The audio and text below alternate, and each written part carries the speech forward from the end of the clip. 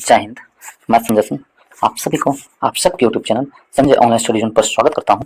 यह 14 test number है दोस्तों, और इससे पहले 13 टेस्ट सीरीज में डाल चुका हूं। यदि आप लोग उसे नहीं देखें तो प्लेलिस्ट में जाएं, वो सारा वीडियो अपलोड है और इसका लिंक भी मैं इस डिस्क्रिप्शन बॉक्स में डाल दूंगा। करंट अफेयर के स्पीडी करंट अफेयर भी मैं ला रहा हूँ ऑनलाइन के रूप में, पूरे साल भर का करंट अफेयर में ला रहा हूँ और इसमें 18 वीडियो कंप्लीट कर चुका हूं दोस्तों, अपलोड कर चुका हूं। एक दो वीडियो और आएगा और वो कंप्लीट हो जाएगा। उसके बाद मैं आपको स्पीडी करंट अफेयर से ही क्वेश्चन वाइज पढ़ाऊंगा करंट अफेयर। और यदि आप लोग उसे देखना चाहते हैं तो वीडियो का लिंक मैं इसके डिस्क्रिप्शन बॉक्स में डाल दूंगा। यदि आप लोग को अच्छा लगता है तो वीडियो को लाइक करें, दोस्तों के ग्रुप में शेयर करें एंड चैनल को सब्सक्राइब करना ना भूलें। तो चलिए स्टार्ट करते हैं 14 प्रश्न नंबर टेस्ट सीरीज 14 का। 1928 में साइमन कमीशन के भारत आने पर निम्नलिखित में से किस नारे के साथ इसका स्वागत किया गया था? जब साइमन कमीशन भारत आया था तो इसका किस नारे के साथ स्वागत किया गया था? तो साइमन वापस जाओ नारे के साथ। ऑप्शन नंबर ए हमारा सही आंसर है। ऑप्शन नंबर ए सही आंसर है। साइमन कमीशन के भारत आने पर साइमन वापस जाओ के नारे के साथ किया गया था। लाहौर में साइमन कमीशन के विरोध जुलूस का नेतृत्व करते समय पुलिस के लाठीचार्ज में लाला लाजपत राय की गंभीर रूप से घायल हो चुके थे दोस्तों। और 3 फरवरी 1928 को साइमन कमीशन भारत आया था। इसे व्हाइट मैन कमीशन भी कहा जाता है। साइमन कमीशन को व्हाइट मैन कमीशन भी कहा जाता है। कब आया था? 3 फरवरी 1928 को। और दिसंबर 1927 में मद्रास में हुई कांग्रेस के अधिवेशन में साइमन कमीशन के पूर्ण बहिष्कार का निर्णय लिया गया था। ठीक है, नेक्स्ट प्रश्न चलते हैं। प्रश्न नंबर, ऐसे साइमन कमीशन का गठन हो गया था इंग्लैंड में 1927 को ही, लेकिन भारत आया था कब? 3 फरवरी 1928 को। नेक्स्ट प्रश्न चलते हैं प्रश्न नंबर 2 की ओर। हाल ही के दिनों में चर्चा में रही जियो जॉर्जिया मेलोनी किस देश की प्रधानमंत्री है? जियो जॉर्जिया मेलोनी इटली की प्रधानमंत्री है। इटली के प्रधानमंत्री कौन है? जियो Giorgia Meloni. Option number D हमारा सही आंसर है।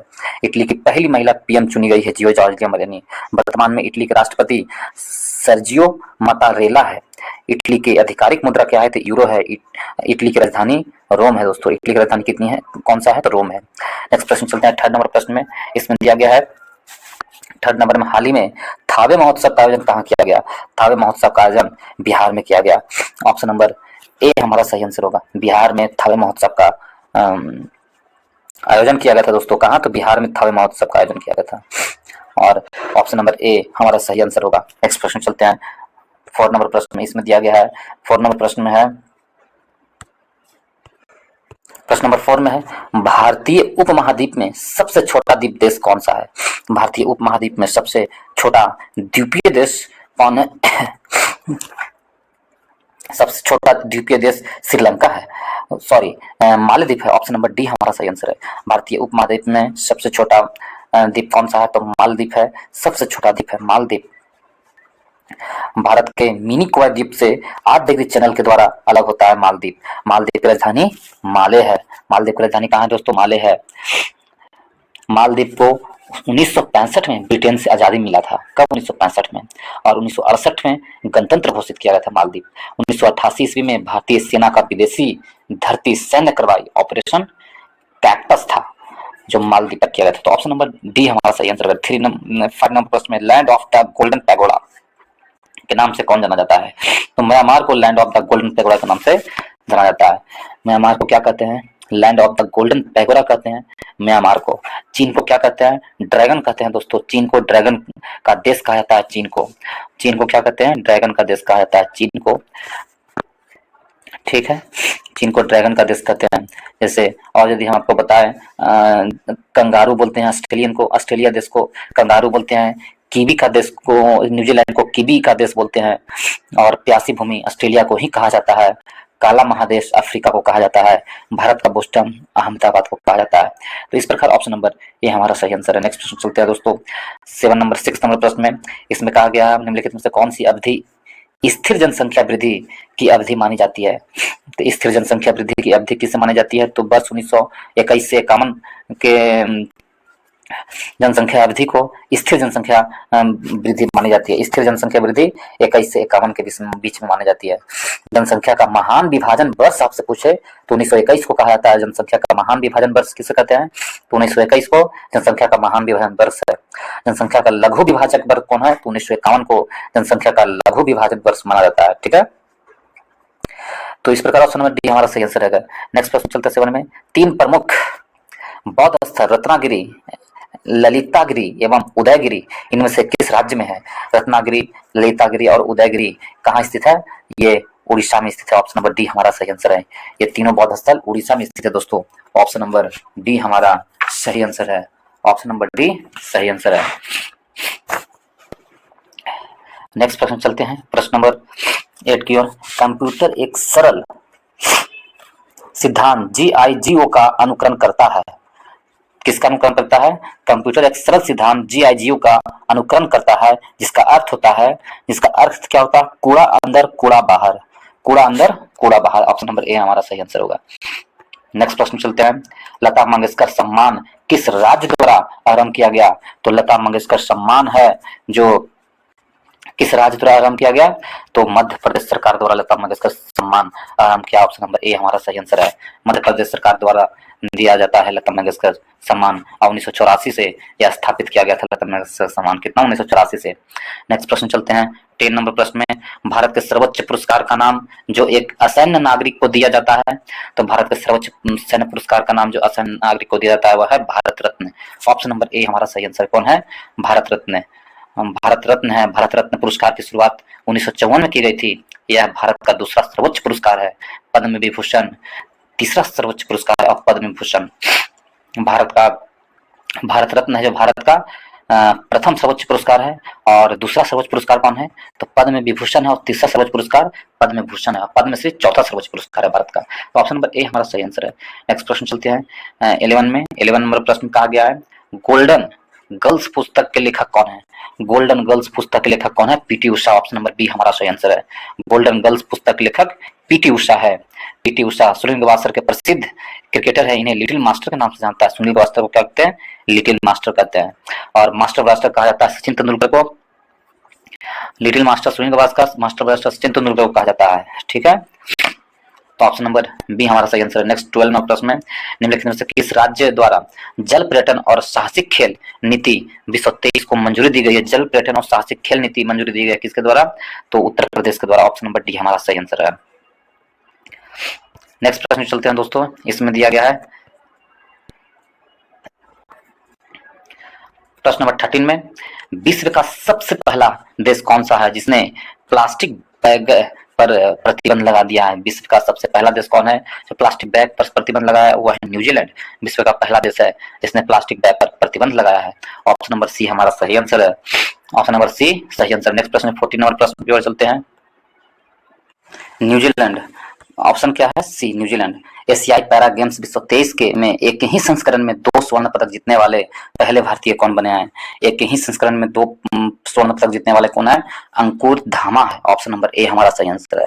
अंकुर धामा पैरा गेम्स में एक ही संस्करण में 2 स्वर्ण पदक जीतने वाले पहले भारतीय बने हैं।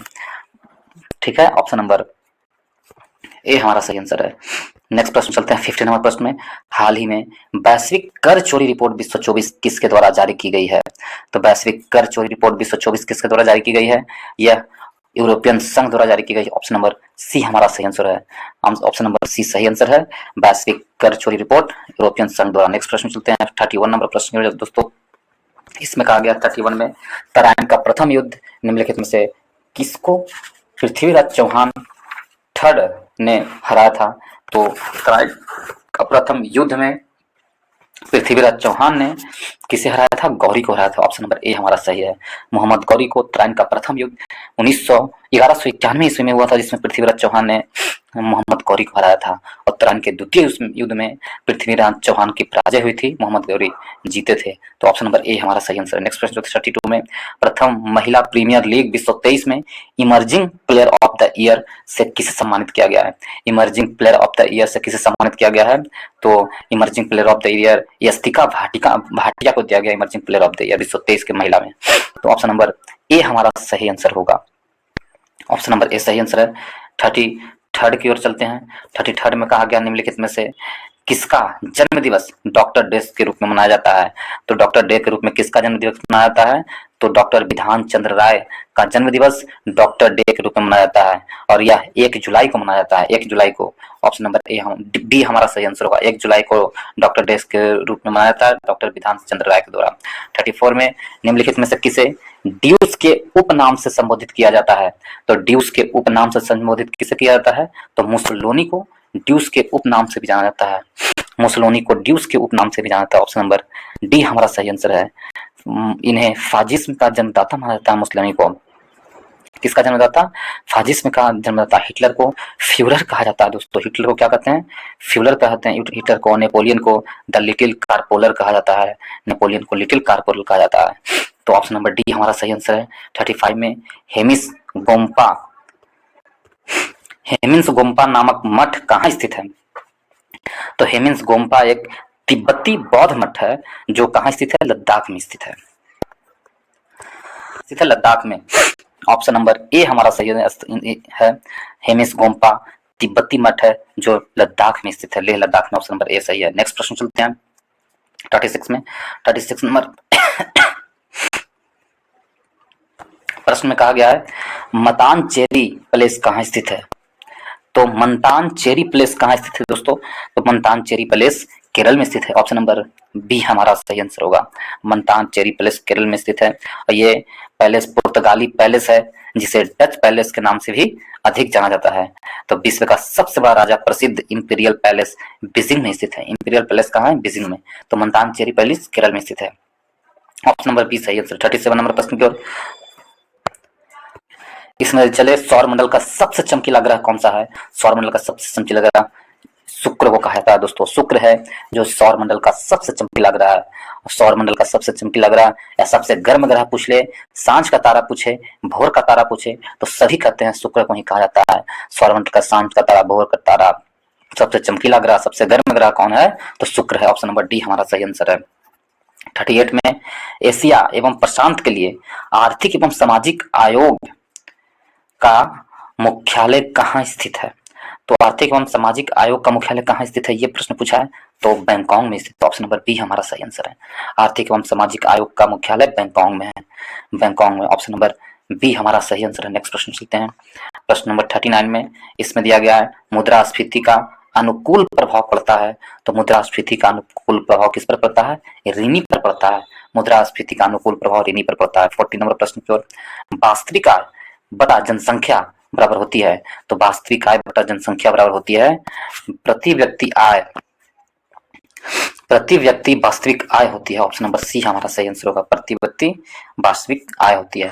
ऑप्शन नंबर सी सही आंसर है। नेक्स्ट प्रश्न चलते हैं। प्रश्न नंबर 41 की ओर महात्मा गांधी द्वारा भारतीय राष्ट्रीय कांग्रेस के कितने अधिवेशन का सभापतित्व किया था। तो महात्मा गांधी ने भारतीय राष्ट्रीय कांग्रेस के मात्र एक अधिवेशन जो बेलगांव में किए थे 1924 में, उसका अधिवेशन की अध्यक्षता किए थे महात्मा गांधी ने। ऑप्शन नंबर ए हमारा सही आंसर है। नेक्स्ट प्रश्न चलते हैं। प्रश्न नंबर 42 की ओर इनमें से कौन सबसे कम आयु में भारतीय राष्ट्रीय कांग्रेस का अध्यक्ष बनने वाला व्यक्ति था। तो सबसे कम उम्र में भारतीय राष्ट्रीय कांग्रेस का अध्यक्ष बनने वाला व्यक्ति कौन है, तो सबसे कम उम्र में बनने वाला है Abdul Kalam Azad. Option number C हमारा सही आंसर होगा। अब्दुल कलाम आजाद हैं और इन्होंने 1923 में दिल्ली के कांग्रेस के विशेष अधिवेशन की अध्यक्षता किए थे। ऑप्शन नंबर सी सही आंसर है। नेक्स्ट प्रश्न चलते हैं। 43 में निम्नलिखित में से किसने भारतीय होम रूल लीग की स्थापना की थी। तो भारतीय होम रूल लीग की स्थापना किसने किए थे, तो भारतीय होम रूल लीग की स्थापना किसने, तो डॉक्टर बाल गंगाधर तिलक ने 28 अप्रैल 1916 को पुणे में भारतीय होम रूल लीग की स्थापना की थी। ऑप्शन नंबर डी हमारा सही आंसर है। नेक्स्ट प्रश्न चलते हैं। 44 में राष्ट्रीय पर्यावरण अभियांत्रिकी अनुसंधान संस्थान कहाँ स्थित है। तो राष्ट्रीय पर्यावरण अभियांत्रिकी अनुसंधान संस्थान कहाँ है, तो यह कहाँ स्थित है, तो नागपुर में है। ऑप्शन नंबर बी हमारा सही आंसर है। नागपुर में स्थित है दोस्तों। ऑप्शन नंबर बी हमारा सही आंसर है।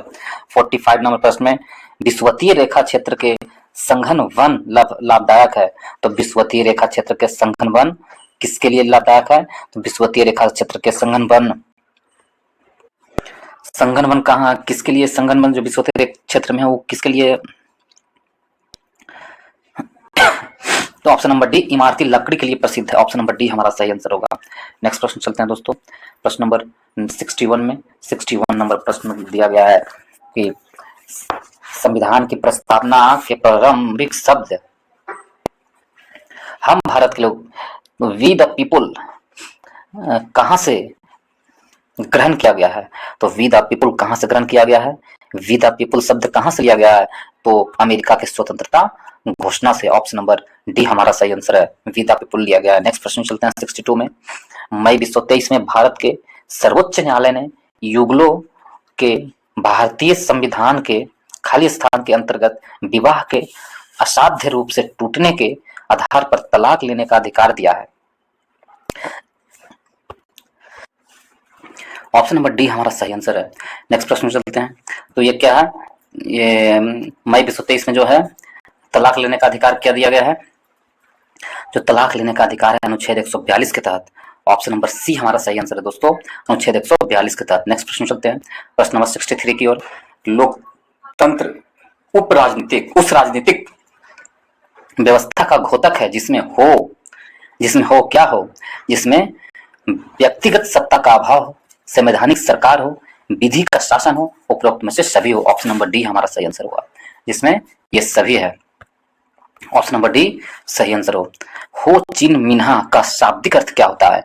हो चिन मिन्हा का शाब्दिक अर्थ होता है दोस्तों, हो चिन मिन्हा का शाब्दिक अर्थ होता है पथ प्रदर्शक। ऑप्शन नंबर सी हमारा सही आंसर है, पथ प्रदर्शक। हो चिन मिन्हा का शाब्दिक अर्थ होता है पथ प्रदर्शक। नेक्स्ट की ओर चलते हैं 65 में। इसमें है म्यांमार को के रूप में जाना जाता है, म्यांमार को बर्मा के रूप में जाता है। ऑप्शन नंबर ए हमारा सही आंसर होगा, म्यांमार को बर्मा के रूप में जानता है। नेक्स्ट प्रश्न चलते हैं। कौन सी यूरोपियन संघ की आधिकारिक मुद्रा है? तो यूरोपियन संघ की आधिकारिक मुद्रा यूरो है। आगे की ओर चलते हैं दोस्तों। कौन पंचायतों की वित्तीय स्थिति का पुनरावलोकन करने के लिए वित्त आयोग का गठन करता है? तो वित्त आयोग का गठन कौन करता है? वित्त आयोग का गठन पंचायतों के लिए वित्तीय स्थिति का गठन करने के लिए वित्त आयोग का गठन कौन करता है? तो राज्यपाल करता है, संबंधित राज्य के राज्यपाल। यदि वित्त आयोग केंद्र में गठन करना हो तो राष्ट्रपति के द्वारा, और राज्य में करना हो तो किसके द्वारा? राज्यपाल के द्वारा किया जाता है। ऑप्शन नंबर सी हमारा सही आंसर है। नेक्स्ट प्रश्न चलते हैं 68 में। आत्मनिर्भर हस्तशिल्पकार योजना किस मंत्रालय के अंतर्गत प्रारंभ किया गई है? तो आत्मनिर्भर हस्तशिल्प योजना किस मंत्रालय के द्वारा? तो यह है पूर्वोत्तर क्षेत्र विकास मंत्रालय के द्वारा। ऑप्शन नंबर डी हमारा सही आंसर है। आगे की ओर चलते हैं दोस्तों 69 में। 69 नंबर प्रश्न में है कि भारत के आर्थिक विकास का योजना a plan of economic development of India का लोकप्रिय नाम क्या है? ये प्लान ऑफ आर्थिक विकास योजना का लोकप्रिय नाम क्या है? तो उसका नाम है बॉम्बे प्लान और टाटा बिरला प्लान। ए और बी दोनों है। ऑप्शन नंबर इस प्रकार ऑप्शन नंबर सी हमारा सही आंसर होगा, बॉम्बे प्लान और टाटा बिरला प्लान। नेक्स्ट प्रश्न चलते हैं। निम्नलिखित में से कौन सा वैज्ञानिक विषय पृथ्वी के स्थलाकृति विशेषताओं के विवरण और वर्गीकरण से संबंधित है? कौन सा विषय?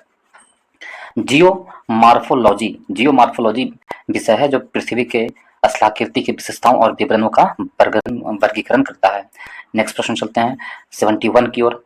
71 नंबर प्रश्न में कहा गया है दोस्तों, किसके जांच एवं पद से हटाने की अनुशंसा के बाद सरपंच और उप सरपंच को हटाया जाता है? किसके जांच के बाद सरपंच और उप सरपंच को हटाया जा सकता है? तो ऑप्शन नंबर सी, लोक प्रहरी के जांच के अनुशंसा के बाद सरपंच और उप सरपंच को हटाया जा सकता है। नेक्स्ट प्रश्न चलते हैं प्रश्न नंबर 72 में। स्वतंत्र भारत की अर्थव्यवस्था के संदर्भ में निम्नलिखित में से कौन सी एक सर्वप्रथम घटित होने वाली घटना थी? स्वतंत्र भारत की अर्थव्यवस्था के संदर्भ में निम्नलिखित में से कौन सी घटना है? सबसे पहले कौन हुई है इन सभी घटनाओं में? तो सबसे पहले है बैंकिंग रेगुलेशन एक्ट लागू करना। ऑप्शन नंबर सी हमारा सही आंसर है, बैंकिंग रेगुलेशन एक्ट लागू करना सबसे पहले यह घटित हुआ था। यह घटना वर्ष 1949 में हुआ था दोस्तों। बैंकिंग रेगुलेशन एक्ट की घटना 1949 में हुआ था। बीमा कंपनी का राष्ट्रीयकरण हुआ था 1956 में। बीमा कंपनी के राष्ट्रीयकरण कब हुआ था? 1956 में हुआ था। एसबीआई के 1955 में हुआ था राष्ट्रीयकरण। एसबीआई का 1955 में राष्ट्रीयकरण हुआ था। और यदि हम देखें पंचवर्षीय योजना की शुरुआत, पहली पंचवर्षीय योजना की शुरुआत 1951 से लेकर 56 तक हुआ था। 1951 से 56 तक। सबसे पहले कौन है? ऑप्शन नंबर सी हमारा सही आंसर है। नेक्स्ट की ओर चलते हैं 73 की ओर। भारत का रेडियो खगोल विज्ञान केंद्र कहाँ स्थित है? तो भारत का रेडियो खगोल विज्ञान केंद्र कहाँ स्थित है, ये पूछा है प्रश्न। तो ऑप्शन नंबर बी, उद्गंड मंडलम में। उद्गंड मंडलम में भारत का रेडियो खगोल केंद्र स्थित है। कहाँ? उद्गम उद्गम मंडलम में। नेक्स्ट की ओर चलते हैं 74 की ओर। ब्रिटिश भारत के किस वायसराय ने भारतीय सांख्यिकी सर्वेक्षण कराया था? तो ब्रिटिश भारत के कौन सा वायसराय भारतीय सर्वेक्षण करवाया था? वो लॉर्ड मेयो ने करवाया था। ऑप्शन नंबर ए हमारा सही आंसर है, लॉर्ड मेयो ने करवाया था। नेक्स्ट की ओर चलते हैं 75 नंबर प्रश्न की ओर दोस्तों। 75 नंबर प्रश्न में लोएस्ट चट्टान किस प्रकार के चट्टान का उदाहरण है? यदि हम देखें इसे तो लोएस्ट चट्टान है जो आपको परतदार चट्टान का उदाहरण है। ऑप्शन नंबर बी हमारा सही आंसर है, ऑप्शन नंबर बी सही आंसर है।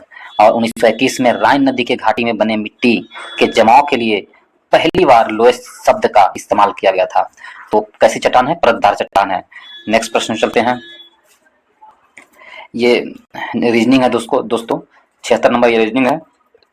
चलिए नेक्स्ट प्रश्न को 91 नंबर प्रश्न को देखते हैं। 91 नंबर प्रश्न में कहा गया है कि इनमें से कौन सुमेलित नहीं है? तो राजा राम मोहन राय संवाद कॉमेडीन सुमेलित है, ठीक है। ईश्वरचंद विद्यासागर, सोम प्रकाश, ये भी सही है। मोतीलाल घोष, अमृत बाजार पत्रिका, any Besant, servant of India society. Servant of society of India ये गलत है, ये गलत है। हमसे पूछा है कौन गलत है, तो एनी बसेंट का ये किसने किया था? तो गोपाल कृष्ण गोखले ने। हमसे पूछा है इसमें कौन गलत है, तो ऑप्शन नंबर तो कौन गलत है? Any Besant, option number D हमारा सही आंसर है। सर्वेंट ऑफ इंडिया से गोपाल कृष्ण गोखले होगा। नेक्स्ट प्रश्न चलते हैं दोस्तों। इसमें नेक्स्ट प्रश्न में दिया हुआ सूची 1 सूची 2 को मिलान कीजिए। चलिए मिलान करते हैं हम लोग। इसमें दिया गया तिलैया बांध। तिलैया बांध कहाँ है? तो तिलैया बांध आपको बराकर नदी पर स्थित है। कहाँ? तिलैया बांध बराकर नदी पर। पंचेत हिल आपको दामोदर नदी में स्थित है, पंचेत हिल। और राणा प्रताप सागर बांध कहाँ स्थित है? तो चंबल नदी में है राणा प्रताप सागर बांध। माता टीला बेतवा नदी पर है। तो इस प्रकार यदि मैचिंग करें दोस्तों तो ऑप्शन नंबर ए हमारा सही आंसर होगा, ऑप्शन नंबर ए सही आंसर है।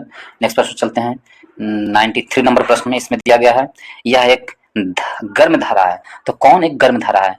तो गल्फ स्ट्रीम एक गर्म जल धारा है। ऑप्शन नंबर डी हमारा सही आंसर होगा, गल्फ स्ट्रीम एक गर्म जल धारा है। ऑप्शन नंबर डी सही आंसर है। नेक्स्ट प्रश्न चलते हैं प्रश्न नंबर 94 में। निम्नलिखित में से कौन भारत के प्रथम मुख्य न्यायाधीश बने हैं? तो भारत के प्रथम मुख्य न्यायाधीश कौन है? वह है भारत के प्रथम मुख्य न्यायाधीश हीरालाल जेक सुनदास कानिया है। ऑप्शन नंबर बी हमारा सही आंसर है।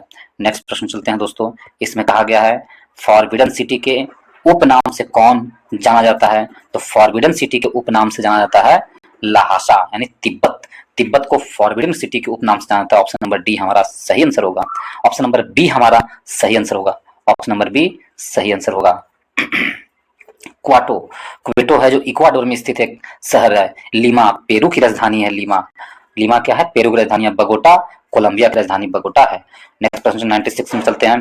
कौन सी क्रिया अत्यधिक उष्माक्षेपी होती है? सबसे अधिक उष्माक्षेपी अभिक्रिया कौन सी होती है? सल्फ्यूरिक अम्ल का जल में घुलना अत्यधिक उष्माक्षेपी होती है, सल्फ्यूरिक अम्ल का जल में घुलना। नेक्स्ट प्रश्न चलते हैं 97 में। 97 में कहा गया है, इसके आंसर मैं बता दूंगा दोस्तों। इतना जूल कार्य करने पर किसी मशीन को 5 सेकंड लगता है तो उसकी शक्ति होगी, तो उसकी शक्ति क्या होगी? तो इसका फार्मूला पहले तो आप निकाल लीजिए, शक्ति बराबर कार्य बटा समय पर। शक्ति बराबर कार्य बटा समय पर निकालिएगा तो किलोवाट होगा। कितना किलोवाट होगा? ऑप्शन नंबर डी होगा, 0.5 किलोवाट होगा। ऑप्शन नंबर डी सही आंसर है। 98 में निम्नलिखित में से किसे ट्री फ्रॉग के नाम से जाना जाता है? ट्री फ्रॉग के नाम से किसे जाना जाता है? तो हाइला को ट्री फ्रॉग के नाम से जानता है। ऑप्शन नंबर ए हमारा सही आंसर है। हाइला को ट्री फ्रॉग के नाम से जानता है। ऑप्शन नंबर ए सही आंसर है। नेक्स्ट प्रश्न चलते हैं 99 में। मायोपिया के रोगी को किसके निवारण के लिए चाहिए होती है? मायोपिया के रोगी को किसके निवारण के लिए? अवतल लेंस के निवारण के लिए आवश्यकता होती है मायोपिया के रोगी को। 100 नंबर प्रश्न की ओर। सीजीएस यानी सेंटीमीटर ग्राम सेकंड प्रणाली में चुंबकीय तीव्रता का मात्रक है। चुंबकीय तीव्रता का मात्रक क्या होता है?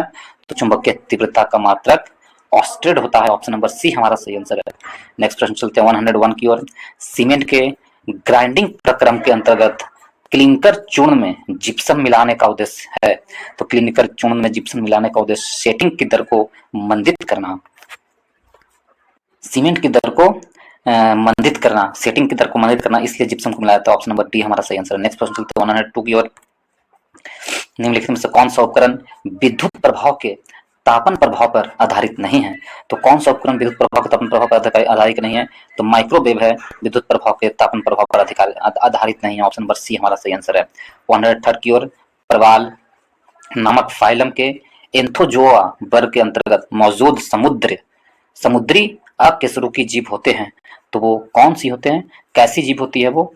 तो वह जीव नीडेरिया ग्रुप की होती है। ऑप्शन नंबर सी हमारा सही आंसर होता है, नीडेरिया ग्रुप का होता है। ठीक है। एक चालक अपनी कार को पहले इतना मीटर की दर से त्वरित करता है और फिर इतना मीटर की दर से त्वरित करता है। इंजन का आरोपित बलों का अनुपात क्या होगा? इंजन का आरोपित बलों का अनुपात होगा दोस्तों बल बराबर होता है m गुना a। इस पर बैठाइएगा तो एक बार F1 a निकालिए, एक बार F2 निकालिए और उसको भाग दे दीजिए। तो डायरेक्ट उसको भाग दीजिए 1.8 बटा 1.2 से भाग दीजिएगा तो 36 18 हो जाएगा और 6 दूना 12 हो जाएगा, 3:2 होगा। तो ऑप्शन नंबर डी हो जाएगा। ऑप्शन नंबर डी हमारा सही आंसर है। नेक्स्ट प्रश्न चलते हैं 150 की ओर। सितारों का टिमटिमाना तारों की रोशनी के वायुमंडल में से के कारण होता है, अपवर्तन के कारण होता है। Option number A. सितारों का टिमटिमाना वायुमंडल के अपवर्तन के कारण होता है। नेक्स्ट प्रश्न चलते हैं दोस्तों, प्रश्न नंबर 121 की ओर है। 121 में दिया गया है, जब प्रकाश नेत्र में प्रवेश करती है, जब प्रकाश नेत्र में परिवर्तित करती है तो क्या होता है? तो अधिकांश परिवर्तन कहाँ होता है? तो अधिकांश परिवर्तन स्वच्छ मंडल यानी कॉर्निकर पर होता है। ऑप्शन नंबर बी हमारा सही आंसर होगा। ऑप्शन नंबर बी सही आंसर है। नेक्स्ट प्रश्न चलते हैं 122 में। ऑक्सीजन के एक अणु का द्रव्यमान है, तो ऑक्सीजन के एक अणु का द्रव्यमान कितना होता है? तो ऑक्सीजन के एक अणु का द्रव्यमान 32 ग्राम होता है। ऑप्शन नंबर बी हमारा सही आंसर है। 123 की ओर। एक डीएनए रज्जुक में न्यूक्लियोटाइड्स आपस में जुड़े होते हैं। एक डीएनए रज्जुक में न्यूक्लियोटाइड्स है जो आपस में फास्फोडाइएस्टर बंधन के द्वारा जुड़े होते हैं। ऑप्शन नंबर बी हमारा सही आंसर है। नेक्स्ट प्रश्न चलते हैं 124 में। स्तनधारियों से संबंधित इनमें से कौन सा कथन गलत है? तो स्तनधारियों के लिए बताया जा रहा है। तो स्तनधारियों सामान्यतः स्तनधारियों के बाल होते हैं। ठीक है। बच्चों को दूध पिलाने के लिए उनमें स्तन ग्रंथि मौजूद होती है, ये भी सही है स्तनधारियों के बारे में। और कुछ स्तनधारी अंडे देते हैं, ये भी सही है। इनके हृदय में 3 प्रकोष्ठ होती है, गलत है। स्तनधारी के हृदय में 3 नहीं 4 प्रकोष्ठ होते हैं। ऑप्शन नंबर सी हमारा गलत है, इसलिए ऑप्शन नंबर सी हमारा सही आंसर होगा। नेक्स्ट प्रश्न चलते हैं। ऑक्टेव के न्यूलैंड्स नियम के अनुसार जो गुणों में कोबाल्ट और निकेल जैसे हैं, इन तत्वों से बहुत दूर रखा गया है। इन तत्वों से किसे? तो लोहा को यानी आयरन को बहुत दूर रखा गया। ऑप्शन नंबर बी हमारा सही आंसर होगा। 126 की ओर। हेपेटाइटिस ई के विषाणु किसके द्वारा स्थानांतरित होते हैं? तो हेपेटाइटिस ई के विषाणु है जल द्वारा क्या होते हैं? स्थानांतरित होते हैं। ऑप्शन नंबर बी हमारा सही आंसर है। नेक्स्ट प्रश्न 127 की ओर। एक उपकरण है जिसके द्वारा एक ही वस्तु को 2 अलग अलग तस्वीरों को एक साथ देखा जा सकता है। तो एक ही वस्तु को 2 अलग अलग तस्वीरों को एक साथ देखने के लिए कौन से उपकरण का प्रयोग किया जाता है? तो वह उपकरण है स्टीरियोस्कोप के द्वारा। स्टीरियोस्कोप के द्वारा एक उपकरण स्टीरियोस्कोप है जिसके द्वारा एक ही वस्तु की 2 अलग अलग तस्वीरों को एक साथ दिखाया जा सकता है। ठीक है, वह स्टीरियोस्कोप है। कौन सा कार्बन का एक अपरूप है? तो कार्बन का एक अपरूप कौन सा है? तो हीरा है जो कार्बन का एक अपरूप है। ऑप्शन नंबर डी हमारा सही आंसर है। 129 की ओर चलते हैं दोस्तों। दिए गए एक पिरामिड में विभिन्न पोषी स्तर दिखाए गए हैं। बताइए कि पोषी स्तर पर सबसे अधिक ऊर्जा उपलब्ध होती है। किस पोषी स्तर पर सबसे अधिक ऊर्जा उपलब्ध होती है? देखिए, ऊर्जा का पिरामिड हमेशा सीधा होता है दोस्तों। ऊर्जा का पिरामिड कैसा होता है? हमेशा सीधा होता है, तो सीधा बना हुआ है। ठीक है, तो किस स्तर पर सबसे ज्यादा ऊर्जा होगा? तो T1 स्तर पर सबसे ज्यादा होगा। फिर इसका 10% यहाँ होगा, फिर इसका 10% यहाँ है, फिर इसका 10% यहाँ, धीरे धीरे कमते जाएगा। तो ऑप्शन नंबर क्या होगा? सी, T1 पर। नेक्स्ट प्रश्न चलते हैं, प्रश्न नंबर 130 की ओर। मेंडल ने मटर पर किए गए अपने प्रयोग के लिए निम्न में से कौन से लक्षण का चयन नहीं किया था? तो कौन से लक्षण का चयन नहीं किया था मेंडल ने? जो प्रयोग किया था उसमें से कौन से लक्षण का चयन नहीं किया था? मेंडल ने फूल की स्थिति के लक्षण का चयन नहीं किया, तो ऑप्शन नंबर बी हमारा सही आंसर होगा। ऑप्शन नंबर बी सही आंसर है। नेक्स्ट प्रश्न चलते हैं। निम्नलिखित में से किस प्रकार के हैकर्स, जिन्हें क्रैकर्स के रूप में भी जाना जाता है, सिस्टम में अनाधिकृत पहुंच प्राप्त करने के लिए हैक करते हैं और इसके परिचालनों का हानि पहुंचाते हैं या संवेदनशील जानकारी चुरा लेते हैं, वो कौन, इस प्रकार के हैकर को क्या कहते हैं? तो ब्लैक हैट कहते हैं। ऑप्शन नंबर डी हमारा सही आंसर होगा। 132 की ओर। बल की इकाई है, तो बल की इकाई क्या है? तो बल की इकाई kilogram metre per second square होगा। ऑप्शन नंबर बी हमारा सही आंसर होगा, kilogram metre per second square. Option number B सही आंसर है। नेक्स्ट प्रश्न चलते हैं। इसमें दिया गया 133 की ओर। फन संबंधित है। फन किससे संबंधित है दोस्तों? तो फन है जो आपको फन टेरिडोफाइटा से संबंधित है। ऑप्शन नंबर बी हमारा सही आंसर है, फन टेरिडोफाइटा से संबंधित है। 134 की ओर। प्रथम माइक्रो कंप्यूटर किसके द्वारा बनाया गया था? तो प्रथम माइक्रो कंप्यूटर किसके द्वारा बनाया गया था? चार्ल्स बेबेज के द्वारा बनाया गया था। प्रथम माइक्रो कंप्यूटर चार्ल्स बेबेज के द्वारा बनाया गया था। नेक्स्ट एंड लास्ट प्रश्न पे चलते हैं दोस्तों। इसमें दिया गया है, के कारण आकाश का तारा टिमटिमाता है? तो वायु द्वारा प्रकाश के अपवर्तन के कारण, वायुमंडल द्वारा प्रकाश के अपवर्तन के कारण आकाश में तारा टिमटिमाता है। ऑप्शन नंबर सी हमारा सही आंसर है। इसके साथ ही इस वीडियो को समाप्त करते हैं दोस्तों। यदि आप लोगों को वीडियो अच्छा लगा हो तो वीडियो को लाइक करें, दोस्तों ग्रुप में शेयर करें और चैनल को सब्सक्राइब करना ना भूलें। इस वीडियो को देखने के लिए बहुत बहुत धन्यवाद।